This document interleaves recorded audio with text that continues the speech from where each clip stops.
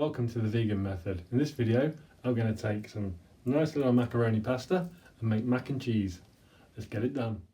Mac and cheese is so comforting, it's like soul food, plus it's really cheap and easy to make. So you need to do this part in advance. So it's 190 grams of cashews, which is going to soak in water for around 2 hours. That just softens them up, ready to go in the blender later.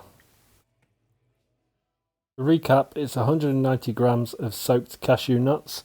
I've got 3 tablespoons of lemon juice, 175 millilitres of water, 1 teaspoon of salt, quarter cup or 30 grams of nooch, half a teaspoon of chili powder, 1 clove of garlic, quarter teaspoon of turmeric, 16 ounces of pasta, which is 170 grams, some black pepper and some paprika for garnish.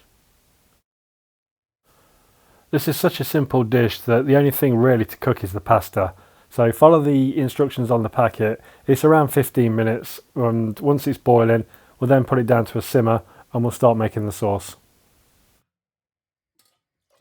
Now while the pasta's cooking, I'm going to drain the cashews, put them back in the bowl that they came from, and then I'm going to use that to put them into the blender and then start adding in the other ingredients.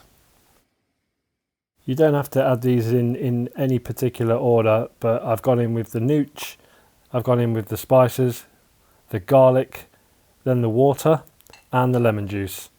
Pretty simple. It's just all going to go in, so again, don't have to do it in any order, just throw it in the blender and get ready to whiz it up. Depending on your blender, it should only take a few minutes and then you get a nice smooth creamy sauce. If you look through the lid you can see it's quite smooth, it's got a cheesy smell and it's ready to go. The pasta is now cooked, so I've drained it and put it back into the pan it came from, and then what I'm going to do is pour the cheese sauce into the pan, and the heat from the pan and the pasta will heat through the sauce so it warms it up. I stirred it through for a couple of minutes and now I'm just going to plate it up into bowls. This recipe serves 2 quite comfortably, possibly 3, but I don't think it would go to 4. The final thing to do is to add some paprika if you choose to as a garnish, which adds a lovely colour and a little bit more flavour, and that is it. As always, thank you very much for watching. Please feel free to like, subscribe or leave your comments below.